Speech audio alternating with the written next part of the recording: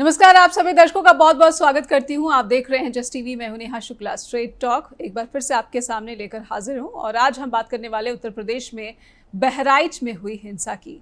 आखिर क्या वजह है कि इस हिंसा को लेकर अलग अलग भ्रामक जानकारियां इनकी बाढ़ सी आई हुई है और राम गोपाल मिश्रा उस युवक की हत्या के बाद इस तरह की बातें भी सामने आ रही हैं कि कहीं ना कहीं जो आरोपी थे वो नेपाल भागने की कोशिश कर रहे थे और इसीलिए पुलिस उनको पकड़ने गई तो आत्मरक्षा में उनका एनकाउंटर करना पड़ा है। और हालांकि जख्मी हुए हैं, मौत नहीं हुई है, ये बात पुलिस ने जानकारी दी है। लेकिन इसके बावजूद जो उत्तर प्रदेश है, बहराइच और उसके आसपास के इलाकों में भी तनाव काफ़ी वहाँ पर बना हुआ है। सांप्रदायिक सौहार्द जो है उसकी स्थिति काफ़ी नाजुक बनी हुई है। माहौल बहुत ही संवेदनशील बना हुआ है। बहराइच हिंसा आखिर क्या सीएम योगी की कानून व्यवस्था की असफलता का अंजाम है और क्या इसको जानबूझकर एक सुनियोजित साजिश के तहत अंजाम दिया गया, समझेंगे आज के स्ट्रेट टॉक में। आइए कार्यक्रम आगे बढ़ाएं।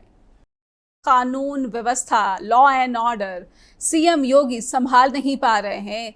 कहा जा रहा है कि देवी दुर्गा प्रतिमा के विसर्जन के दौरान ये जो हिंसा भड़की, ये एक सुनियोजित हिंसा थी, एक सोची समझी साजिश थी और यहाँ पर हिंसा इतनी बड़ी कि इंटरनेट सेवाएं भी ठप करनी पड़ी। लेकिन इसके बावजूद जो सूचनाएं हैं, इतनी तरह की सूचनाएं, इतनी भ्रामक सूचनाएं हैं कि इसके बाद जो हिंसा भड़की है उसमें कई संपत्तियां तबाह कर दी गई, कई वाहनों को आग लगा दिया गया, दुकानें जो है तबाह कर दी गई और यहाँ तक कि घरों में भी जो उपद्रवी हैं वो घुसकर उन्होंने महिलाओं के साथ अभद्र व्यवहार भी किया। इस तरह की भी जानकारियां हैं।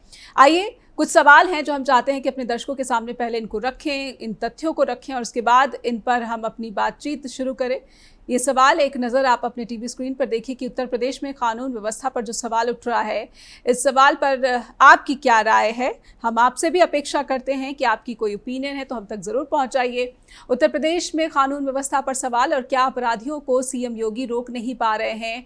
सीएम योगी जो कहते हैं कि उनके शासन के बाद से यहाँ पर अपराध पर एक बहुत बड़ा अंकुश लग गया है, लेकिन कहीं ना कहीं हिंसा की जो घटनाएं सामने आ रही है इस पर एक बड़ा प्रश्न चिन्ह। और उसके बाद हिंसा के साथ साथ जो पुलिस एनकाउंटर हुआ, आरोपियों का जो एनकाउंटर हुआ, 2 आरोपियों को पैर में गोली लगी और उन्हें फिर अस्पताल दाखिल कराया गया है। तो ये भी कहा जा रहा है कि ये एनकाउंटर भी अपनी नाकामी छिपाने के लिए योगी सरकार की प्लानिंग का ही हिस्सा है।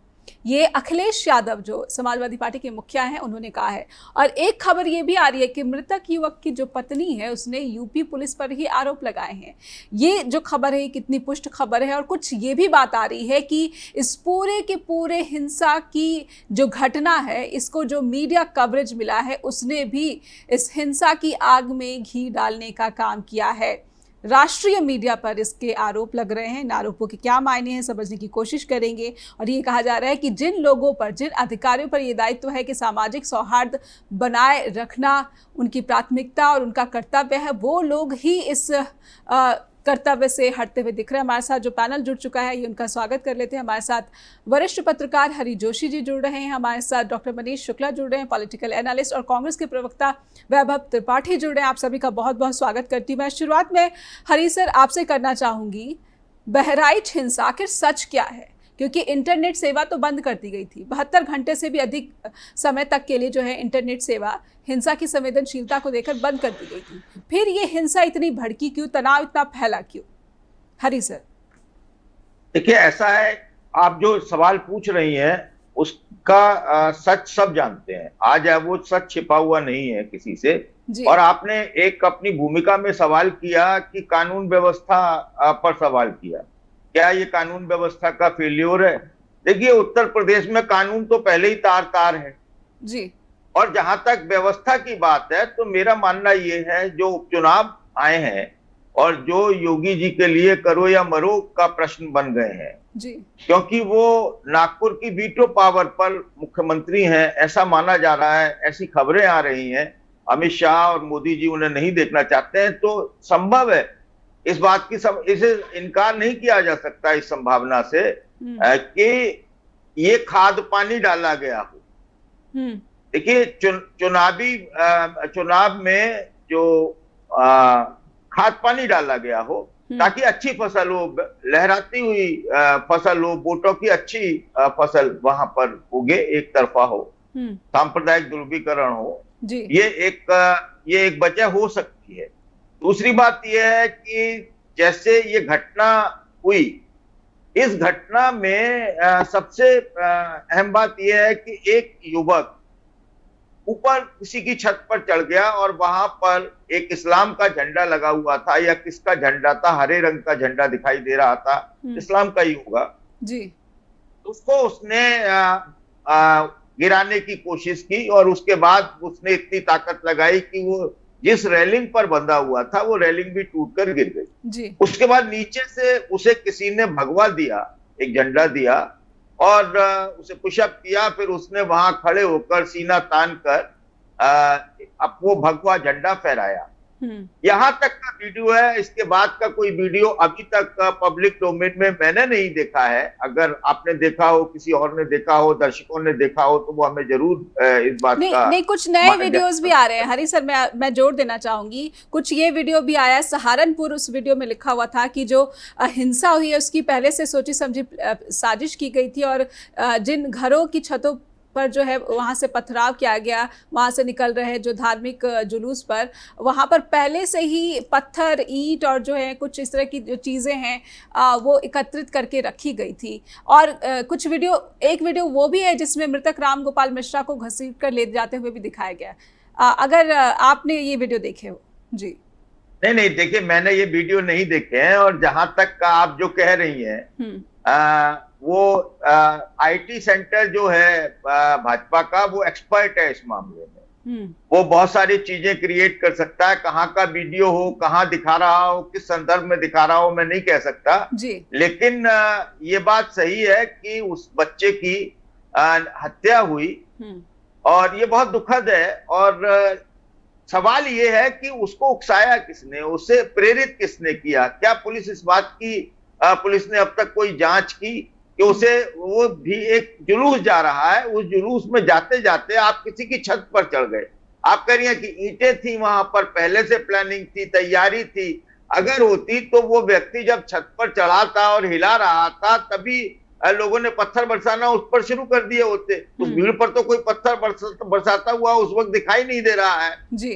बाद में क्या हुआ है, हाँ वो गोली लगी है। गोली, ये कहा जा रहा है कि जो पोस्टमार्टम रिपोर्ट है, देखिए एक तो वो है जो मीडिया खबरें हैं, गोदी मीडिया की खबरें हैं, और जो पुलिस ने पहले भ्रामक रूप से प्रचारित कराया वो ये था, या भाजपा ने प्रचारित करवाया उसके आईटी सेल ने, कि उसको, उसके सीने में कई गोलियां मारी गई, छर्रे थे जी। वो सुनिए, कहा यह जा रहा था जो शब्द की छलनी कर दिया गया उसका सीना, और उसके प्लास से नाखून निकाले गए, ऐसे ऐसे, मतलब उसकी निशंस हत्या की गई।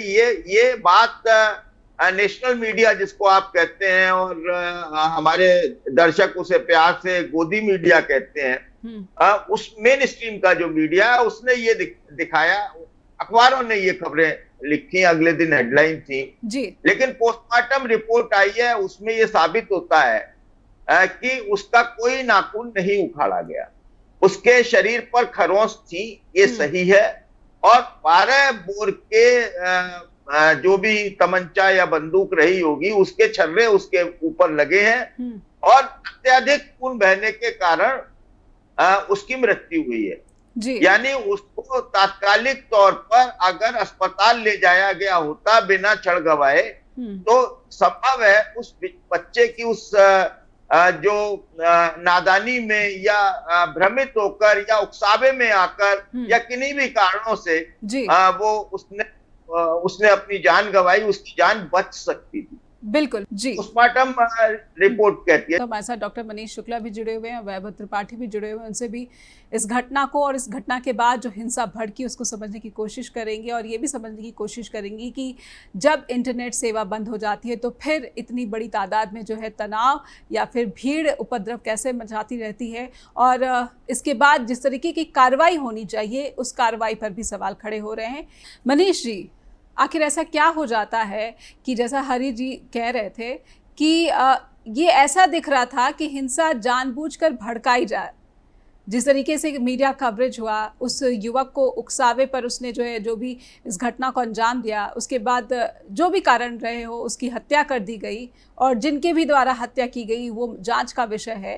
लेकिन कहीं ना कहीं सवाल प्रशासन पर उठ रहे हैं कि या तो इस स्थिति को सही तरीके से संभालने की कोशिश नहीं की गई या फिर ये कोशिश ज़्यादा की गई कि हिंसा भड़के, तनाव भड़के। मनीष जी, उत्तर प्रदेश बहराइच में क्या हुआ?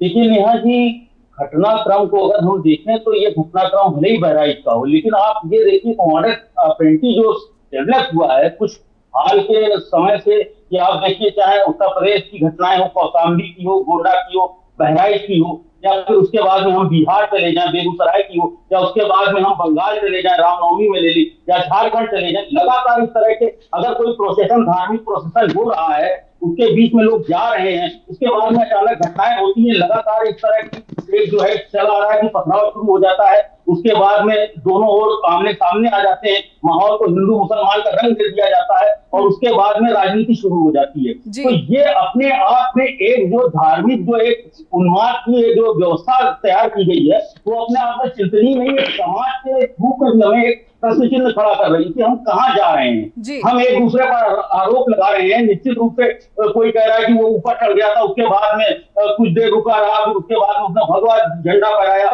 फिर उसको गोली मारी गई कहीं पर। तो निश्चित रूप से वहां पर पूरी तैयारी थी, वहां पर गोलियां थी, वहां पर पत्थर थे, वहां पर बोतलें थी, ये सब जितना भी रिपोर्टें सामने आई है सब में सब कुछ आ रहा है, क्योंकि सोशल मीडिया का दौर है, कुछ भी चीजें छुपी नहीं है। हर एक चीज के एंगल दिखाया जा रहा है, कोई किसी के पक्ष में दिखा रहा है, कोई किसी के पक्ष में। लेकिन वस्तु स्थिति ये है कि वहां पर सुनियोजित एक साजिश थी जिसमें शुरुआती दौर में प्रशासन जो है, स्थानीय प्रशासन है, वो पूरी तरह से नाकाम और फेल रहा। भाई 1500 का जुलूस लेके जा रहे हैं, वहां पर 15 जो सिपाही है वो तैनात किए गए, तो अपने आप में ये जो घटना है उसके बाद में बड़े रंग लेती चली गई। लेकिन यह भी समझना पड़ेगा उसके बाद में जो लॉ एंड ऑर्डर है वो निश्चित रूप से ये जो कहा जा रहा है कि लॉ एंड ऑर्डर जो है वो बिल्कुल वो हो गया, खत्म हो गया, तो ये नहीं हुआ। आप ये देखिए वो घटना जो है वो महाराजगंज तक सीमित हो गई। उसके बाद में प्रशासन शासन के जो आला अफसर थे वहां पर, चाहे अमिताभ यश हो, चाहे बड़े अधिकारी हो उत्तर प्रदेश के, वो उन्होंने वहां महाराजगंज में डेरा लगाया। उसके बाद में एक्शन शुरू हुआ, वहां पर लगातार गिरफ्तारियां हुई है। दंगा जो है वो उसके बाद नहीं फैला पूरे प्रदेश में, जैसे हाल के वर्षों में देखा जाता था कि पूरे प्रदेश में एक माहौल बन जाता था दंगे का। तो सोशल मीडिया के दौर में भी अगर ये रुका रहा तो अपने आप में शासन प्रशासन की एक जो एक्शन था उसके बाद ही हुआ। लेकिन ये निश्चित रूप से है कि जो परिवार वाले, चाहे पीड़ित हो, रामगोपाल मिश्रा हो, चाहे सरफराज की जो वो हो बहन हो, जिस तरह के ये दोनों पक्ष की ओर से आरोप लगाए जा रहे हैं, वो निश्चित रूप से स्थानीय जो पुलिस है उसको कटघरे में खड़ा कर रही है। और वो जो है वो न्यायिक जांच जो होगी उस पर ही स्पष्ट रूप से सामने आ सकता है। वरना राजनीति दोनों ओर से हो रही है। एक पक्ष जो है वो दूसरी ओर आरोप लगा रहा है, दूसरा पक्ष दूसरी ओर आरोप लगा रहा है। हमें देखना यह पड़ेगा कि न्याय जो है वो सबको मिले, समान मिले, और एक जो भाव, जो एक धार्मिक जो सद्भावना है वो निश्चित रूप से कहीं ना कहीं पर खंडित ना हो। एक दूसरे के प्रति हम फिर से एकजुट हो। और ये माहौल बनना चाहिए कि यहाँ पर मान लीजिए कोई जुलूस जा रहा है, चाहे हिंदुओं का हो या मुसलमान का हो, तो एक दूसरे के जुलूस की, एक दूसरे की भावनाओं का सम्मान किया जाए। और ये सुनिश्चित करना जितना ही शासन प्रशासन का काम उतना ही स्थानीय जनता का भी काम। तो दोनों ओर से जब नहीं बैठेगा तब तक माहौल इस तरह का आगे भी हमें दिखाई पड़ेगा, और ये चिंता का विषय है। जी बिल्कुल, मैं कांग्रेस के प्रवक्ता से भी समझना चाहती हूँ कि वस्तुस्थिति, मैं हरी सर मैं आपके पास आऊँगी, लेकिन उससे पहले मैं कांग्रेस की भी एक छोटी सी टिप्पणी ज़रूर लेना चाहूँगी। विपक्ष कह रहा है कि सरकार अपनी नाकामियाँ एनकाउंटर के जरिए छिपा रही है। सीएम योगी जो है कानून व्यवस्था में पूरी तरह से जो है असफल हो गए हैं और अपनी नाकामियों को एनकाउंटर के जरिए छिपाने की कोशिश हो रही है। यहाँ डॉक्टर मनीष जो कह रहे हैं ये कह रहे हैं कि सच कोई नहीं दिखा रहा, वैभव जी ना ही बता रहा। नेहा जी बात बिल्कुल सही है। हरी जी ने बहुत विस्तार से सारी चीजों पे चर्चा कर दी। देखिए मामला होता क्या है, शुरुआत कहाँ से हो रही है? शुरुआत यहाँ से होती है कि मस्जिद के सामने लोग जाके हनुमान चालीसा पढ़ते हैं। ये पाखंड है, मैं इसको धर्म नहीं मानता, ना ही हनुमान जी की भक्ति मानता। अब इस तरीके की जो घटनाएं चली आगे, पूरे देश में ऐसा चला है, ऐसा नहीं है। एक मुस्लिम जो रोजेदार था उसके मुंह में जबरदस्ती रोटियां लोग ठूंस रहे थे, ये भी था। अब इस बात को हमको सोचना होगा, वो चाहे अब बीजेपी के साथी कोई नहीं है, अन्यथा उनको भी अगर बात में चिंतन करेंगे तो समझ आएगा। किसी के घर पे कोई चढ़ जाए और उसके व्यवस्था को, उसके आस्था का प्रतीक है वो झंडा, उसको तोड़ने लग जाए, उखाड़ दे, रेलिंग तोड़ दे। अब आप इस बात को खुद पे अप्लाई कीजिए कि आपके घर में अगर किसी ने ऐसा किया तो क्या वो उपद्रवी तत्व नहीं है? पहला सवाल तो ये। पर ये गोली चला देना, मैं विस्तार से उसी पे आ रहा हूं जी। एक तो वो पक्ष है कि जी हमारे समाज में जो युवा है वो बेरोजगार है एक तो, और उन बेरोजगार युवाओं के मन में जो जहर भरा जा रहा है वो बहुत खतरनाक है भविष्य के लिए, हमारे समाज के लिए, मानवता के लिए। छोड़ दीजिए हिंदू मुस्लिम, पूरी मानवता के लिए ये खतरनाक है, क्योंकि कटुता इससे बढ़ेगी, और जब कटुता बढ़ेगी तो विकास नहीं विनाश होगा। इसको कोई काट नहीं सकता जी। अब अगर ऐसा किया तो जो लोग गोली मार देते हैं वो भी जघन्य अपराध है, मैं उनका भी बचाव नहीं कर सकता। मैं उनके लिए भी यही बात कहूंगा कि वो मानवता, धार्मिक रूप से और संविधान के दायरे में वो अपराध है और उनको उसकी कड़ी से कड़ी सजा मिलनी चाहिए जी। अब बात यह है कि जब एक ऐसा आयोजन हो रहा था, पुलिस ने अनुमति दी थी, तो पुलिस की सुरक्षा व्यवस्था कहां थी? और पुलिस जब वहां है, चाहे 2, 4, 5, 10 जो भी है, पुलिस के उपस्थिति में वो लड़का अगर चढ़ जाता है और ऐसा उपद्रव करने लगता है तो पुलिस कहां हाथ पे हाथ धरी बैठी थी? एक बात। दूसरी बात, जब उसको खींच के कुछ लोग ले जाते अपने घरों में तो पुलिस कहां थी? और तीसरी बात, जब उसको गोली मार दी जाती है और वो लोग भाग जाते हैं, पुलिस कहां थी? तो ये पूरी तरीके से पुलिस की व्यवस्था पे लॉ एंड ऑर्डर का मामला है जिसमें योगी सरकार नाकाम हुई है। अब बात कर, आपने एक बात कही थी कि लॉ एंड ऑर्डर और कहते हैं एनकाउंटर से हमने संभाल लिया है। एनसीआरबी का डेटा किसी पॉलिटिकल पार्टी का डेटा नहीं है, एनसीआरबी के डेटा में यूपी अपराध में अव्वल है। अब होता क्या है कि पुलिस पक्षपाती हो जाती है।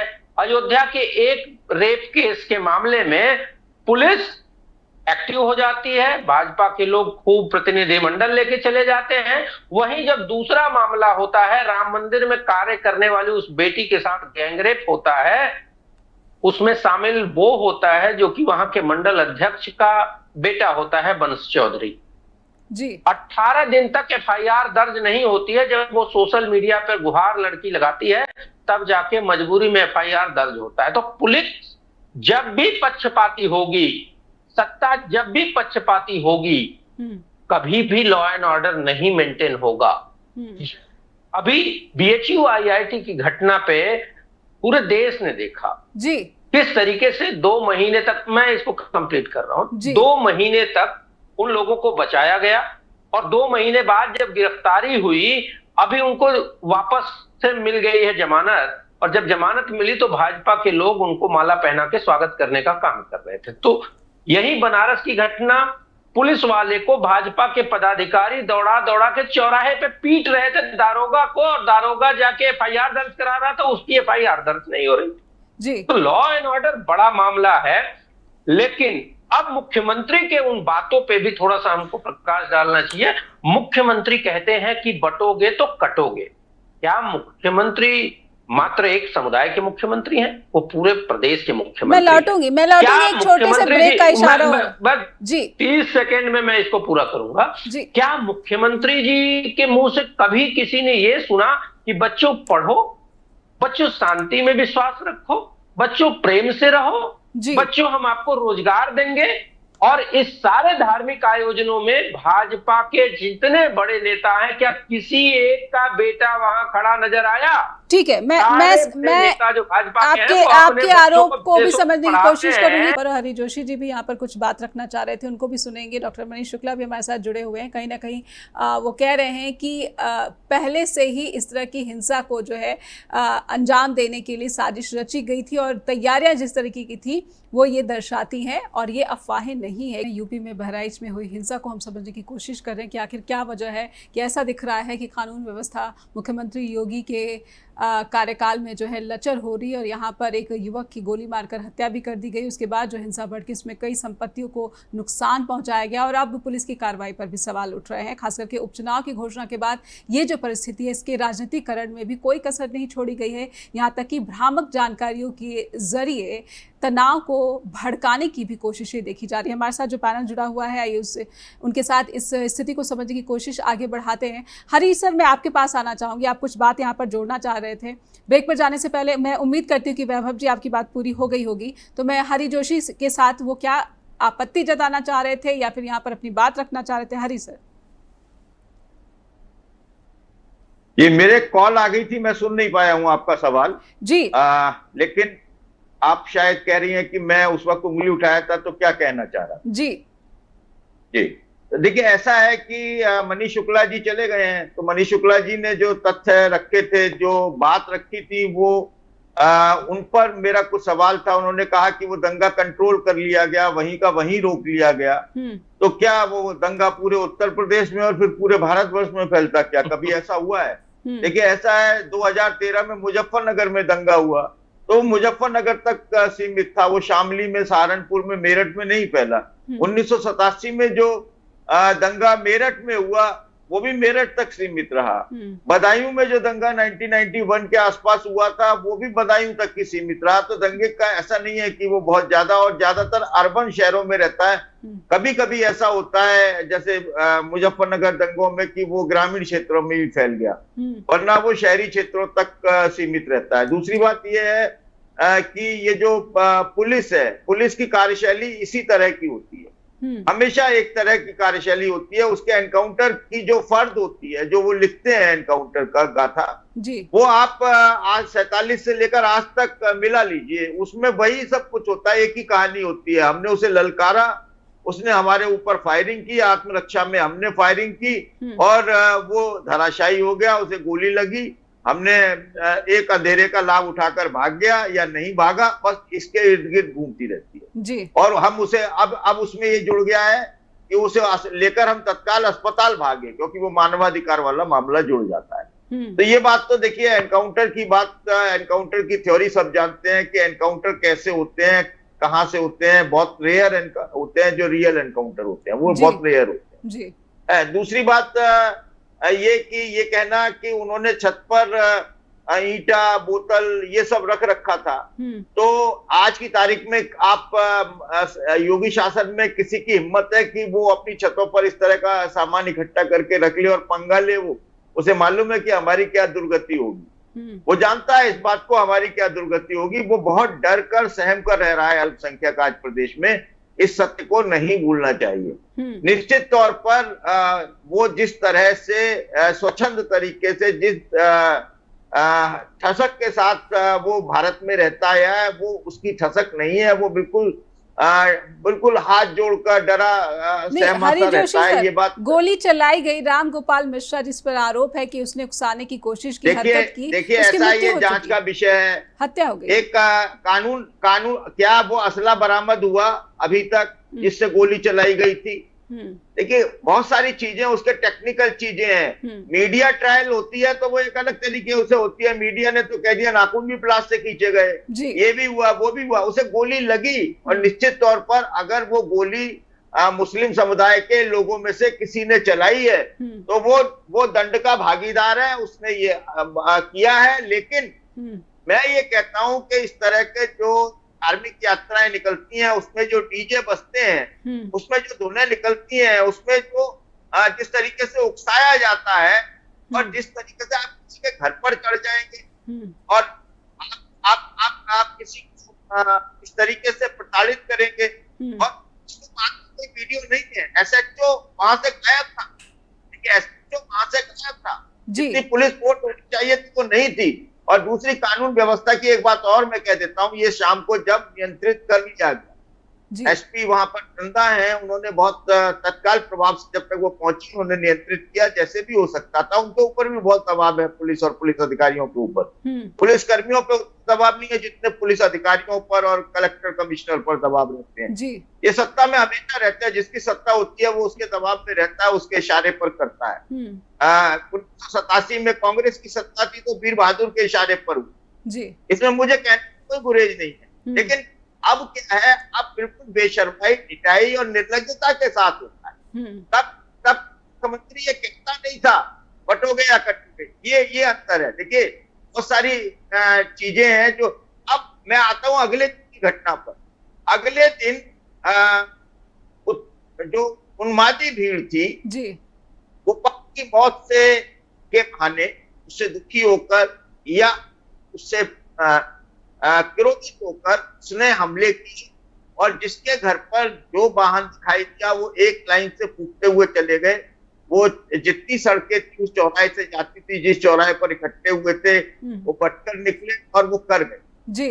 और जब जट चुके वो, उसके बाद वहां पर पुलिस की कार्रवाई पहुंची है और वहां पर पुलिस की गाड़ियां, फोर्स और तमाम तरह का, मतलब वहां पर हूटर, सायरन ये सब बजने लगे, लेकिन वहां कोई दंगाई नहीं था जी। दंगाई तो काम करके जा चुके थे। तो ये मौका जो दिया, ये जो गैप दिया, ये किसके कहने पर दिया गया, क्यों दिया गया, किसकी अक्षमता है, किसकी जिम्मेदारी थी? क्या एनआईयू वहां पर नहीं थी? लोकल इंटेलिजेंस यूनिट होती है जी। उसने जानकारी नहीं थी कि मामला गरमा रहा है, लोग इकट्ठा होकर आएंगे, उन्हें उकसा कौन रहा था जी। ये एक प्रश्न है। निश्चित तौर पर मैं कहता हूं कि सांप्रदायिकता की जो राजनीति है, जो धर्म की राजनीति है, वो देश को विकास की तरफ नहीं ले जा रही, उन्माद की तरफ ले जा रही है। जिन युवकों को बेरोजगारी के लिए सरकार से काम मांगने के लिए कहना चाहिए, आवाज उठानी चाहिए, वो आज यात्रा में आपको दिखाई देते हैं, वो आज विसर्जन यात्रा में आपको दिखाई देते हैं, वो आज कांवड़ लेकर आपको दिखाई देते हैं। और इतना पैसा खर्च होता है इन आयोजनों पर, डीजे, आप क्या समझते हैं 2-2 लाख रुपए का? हरी सर एक सवाल मैं जरूर आपसे समझना चाहूंगी। पहले रामनवमी के जो प्रोसेसन है उस पे उस दौरान जो इस तरह की हिंसा देखने को मिलती थी, अब देवी दुर्गा विसर्जन, प्रतिमा विसर्जन के दौरान भी इस तरह की घटना जो है सामने आ रही है। क्या अब इस तरह की हिंसा जो है अब इसने अपना विस्तार ले लिया है, खास करके उत्तर प्रदेश में? नहीं, ये धार्मिक उन्माद का विस्तार कराया जाए, विस्तारीकरण जी। ये क्या है, आप देखिए ये बहुत सुनियोजित तरीके से हो रहा है। ये इतना आसान नहीं है कुछ कह पाना, और क्योंकि तथ्य नहीं है, सबूत नहीं है जी। आप एक चीज मैं आपको बताता हूँ, एक सेकंड में जी।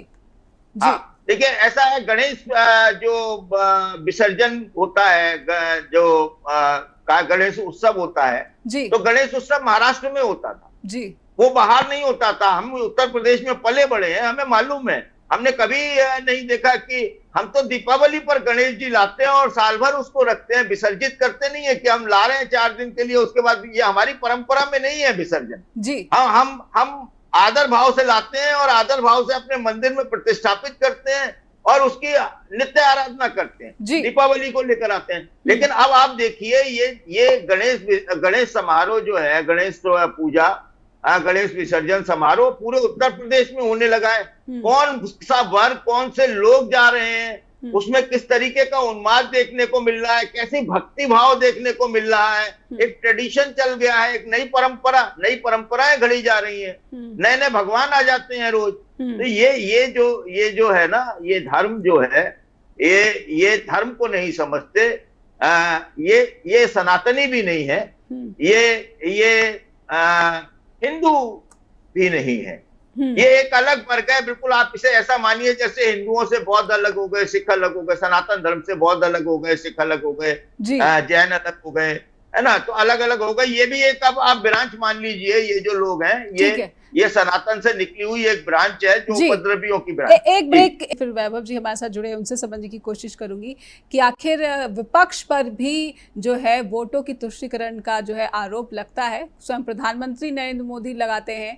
उपचुनाव की घोषणा कर दी गई उत्तर प्रदेश में, तो ये भी कहा जा रहा है बीजेपी की तरफ से, बीजेपी के समर्थन में बीजेपी के प्रवक्ता और मंत्री, कि ये विपक्ष है जो इस हिंसा को, इस तरह के सांप्रदायिक हिंसा की जो है वो शक्ल देने की कोशिश कर रहा है, और ये भी बता रहा है कि अल्पसंख्यकों पर अत्याचार हो रहा है। कहीं ना कहीं चुनाव का मौसम और इसीलिए हिंसा के बारे में भ्रामक जानकारियां ज़्यादा सार्वजनिक है, बजाय कि जो कुछ सच्चाई है वो ज़्यादा लोगों तक पहुंचाई जाए। लेकिन हमारी ये पूरी कोशिश रहती है स्ट्रेट टॉक के ज़रिए कि अपने दर्शकों तक हम सच पहुंचा सके। वैभव जी, मैं समझने की कोशिश करना चाहूँगी कि आखिर इस तरह की हिंसा का राजनीतिकरण क्यों किया जाता है? वैभव जी। नहीं, देखिए, इस हिंसा का राजनीतिकरण सत्ताधारी दल भाजपा स्वयं कर रही है, और जो गोदी मीडिया है वो इस पे आग में घी डालने का काम कर रहा है। जो भी अफवाहें आई, अब मेन स्ट्रीम मीडिया, चलिए सोशल मीडिया में भ्रम फैलते हैं, तो वो ये है कि उसके ऊपर कोई खास नियंत्रण नहीं होता है सत्ता का, लेकिन जो मेन स्ट्रीम मीडिया है उसको एक तरीके से ऐसा लग रहा है सुनियोजित तरीके से उसको आगे बढ़ाया जा रहा है। मैं ये कहना चाह रहा था कि चाहे हरि जोशी जी ने बिल्कुल सही कहा, इतने धड़े हो गए हैं, इतना आयोजन हो गया। जो महाराष्ट्र में गणेश उत्सव होता था वो अब उत्तर भारत और हिंदी पट्टी में बहुत तेजी से फैला है, और जबकि हमारे वहां की परंपराएं अलग रही हैं। हमारे वहां दीपावली को गणेश जी आते हैं, लक्ष्मी गणेश को हम लाते हैं, और उसको साल भर तक हम विसर्जित नहीं करते, उनकी पूजा करते हैं जी। लेकिन ये चीजें इधर शिफ्ट हो रही हैं। तो इन आयोजनों में जो सत्ताधारी दल भाजपा है, इसके नेता और बहुत सारे लोग इसको फंड भी करते हैं, और स्थिति ये है कि जब डीजे बजता है ना, आपके बगल से डीजे गुजर जाए तो ये लगता है कि हार्ट अटैक हो जाएगा, हार्ट बीट बढ़ जाती है, इतनी परेशानियां हैं। अब आप समझिए कि बीएचयू हॉस्पिटल जो है उसके गेट पे बहुत तेजी से जब ये चीजें हो रही थी, मैंने जब इतनी बार फोन किया, लेकिन वो पुलिस वाले भी सुनने को राजी नहीं थे, और वो कह रहे हैं आप धर्म में बाधा डाल रहे हैं। अरे मैंने कहा बगल में हॉस्पिटल है भाई, कितने लोग परेशान हो रहे हैं, तो उनको उससे भी मतलब नहीं है। और मैं एक बात कहता हूं कि चाहे कोई भी भाजपा का बड़ा नेता हो, छोटा नेता हो, जिला अध्यक्ष लेवल का कर लेते हैं, मंडल अध्यक्ष तक का, कोई भी नेता हो, बीजेपी का विधायक हो, मंत्री हो, उसका बेटा इन आयोजनों में नजर नहीं आएगा जी। क्यों? क्योंकि वो उनको अच्छी शिक्षा देते हैं, उनको नौकरी चाहिए। बहुत सारे बीजेपी के नेता के बच्चे विदेशों में पढ़ते हैं, और नेता का बेटा मुख्य अतिथि बनेगा इन कार्यक्रमों में, और जो गरीब का बेटा है वो जिंदाबाद करेगा। ये एक ऐसी साजिश है जो युवाओं के भविष्य पे प्रश्न चिन्ह लगा रही है। इस योगी सरकार ने और मोदी सरकार ने जो किया है वो ये कर दिया है कि आप रोजगार मांगने की बजाय कांवड़ यात्रा में चलो, इन आयोजनों में चलो। अब उस बच्चे का मनोबल है इतना कैसे बढ़ा होगा कि वो किसी दूसरे की छत पे चढ़ जाता है। इस बात को आप सोचिए कि मेरा बेटा हो तो क्या मैं ये बर्दाश्त कर पाऊंगा कि मेरा बेटा किसी दूसरे की छत पे जाके उसकी चीजों को उखाड़ दे। धार्मिक बातों को किनारे रखिए, लेकिन कुछ समाज में असामाजिक तत्व होते हैं वैभव जी, समाज में असामाजिक तत्व होते हैं जो भीड़ में अधिकतर देखे भी जाते हैं, भीड़ की शक्ल में जो है ये घुस जाते हैं। वो तो आइडेंटिफाइड, जो जिस बालक की हत्या हुई है वो आइडेंटिफाइड रूप से वो असामाजिक तत्व, आपने जो बात कही वो है। तो मैं ये कहना चाह रहा हूं कि जब असामाजिकता आप फैलाएंगे, उपद्रव आप फैलाएंगे, तो ऐसी हिंसा होगी। और मैं किसी का बचाव नहीं कर रहा है, जो हत्या हुई है वो भी गलत है, उसकी भी निंदा होनी चाहिए, लेकिन जो इस बच्चे ने किया है ये भी गलत है। और ये जो परंपराएं डाली जा रही हैं, लोगों को अब भय नहीं है। अब ऐसी एक ऐसा माहौल बनाया जा रहा है कि लोगों को लग रहा है कि हम भाजपा का झंडा लगा लेंगे तो हमारे साथ कुछ गलत नहीं होगा जी, पुलिस भी हमको कुछ नहीं बोलेगी। विपक्ष पर इसलिए जो है जिम्मेदारी ज्यादा बढ़ जाती है कि वो समाज में जो है इस तरह की भावना को जो ज्यादा मजबूत ना होने दे, ये विपक्ष की जिम्मेदारी ज्यादा बढ़ जाती है। वैभव जी बिल्कुल संक्षेप में, मैं अगला सवाल हरि जी से लेना चाहती हूँ, बिल्कुल संक्षेप में जी। 10 सेकंड। ऐसा है कि विपक्ष की जिम्मेदारी पहली बार मैंने देखा है 2014 के बाद सारी जिम्मेदारियां विपक्ष की और नेहरू की, सत्ता पक्ष की कोई जिम्मेदारी नहीं है। पहली बार ऐसा हो रहा है। गजब हमने लोकतंत्र के रूप में चलिए, कोई बीजेपी का प्रवक्ता नहीं है, नहीं तो वो आपको इसका उत्तर जरूर देता। वैभव जी, कोई बीजेपी का प्रवक्ता उनकी अनुपस्थिति में, लेकिन मैं भी उसका स्वागत करता। जी बिल्कुल बिल्कुल। हरी सर, मैं आपसे समझना चाहिए इसके आगे क्या आप देख पा रहे हैं कि वाकई में ये जो हिंसा है, ये जो तनाव है बहराइच का, वो उपचुनाव पर असर डालेगा? क्योंकि लोकसभा के चुनाव के नतीजे तो कुछ और तस्वीर बयां करते हैं, लेकिन हरियाणा में तो खेला हो गया। तो क्या अभी भी इस तरह की हिंसा जो है राजनीतिक तुष्टिकरण कर पाती है? देखिए, ऐसा है, बहुत सारे अस्त्र इस्तेमाल किए जाते हैं, सिर्फ एक ही अस्त्र नहीं होता। वैसे अस्त्र और शस्त्र होते हैं, दो चीजें होती हैं, कहा जाता है अस्त्र और शस्त्र। अस्त्र वो है जो मंत्र फूंककर अभिमंत्रित किया जाता है जी। वो जो है वो अलग तरीके से कार्य करता है। वो कहता है खुल जा सिम सिम, ये जैसे एक पासवर्ड है। दरवाजा खुल जाता है और अली बाबा 40 चोर उसके अंदर घुस जाते हैं और जो होता है उसे ले जाते हैं, सोना सर्फियां। तो ये वो एक पासवर्ड है जो अली बाबा के हाथ लग गया था और 40 चोर उसमें घुस गए। ऐसे ही मतलब हमारे यहाँ सिम सिम जो है वो चुनाव आयुक्त है ना। तो वो एक अलग है, अस्त्र है। एक होता है शस्त्र। तो देखिए, शस्त्र का तो उनके पास में पूरी ताकत है, सारी चीजें हैं और ये इसके बाद भी बहुत सारे समीकरण हैं। देखिए, जातिगत जब अखिलेश यादव ने या इंडिया गठबंधन ने जो जिन पीडीए का या जातिगत जनगणना का जो मुद्दा उठाया है जी, उसका काट जो है वो सिर्फ ये अभी ढूंढ रहे हैं जी धार्मिक विभाजन में, हिंदुओं के ध्रुवीकरण में, कि वो एक हो जाएं, सारे मतलब जातियों में ना विभक्त हो, वो सब हिंदू हो जाएं और एक वोट हमें दे दें।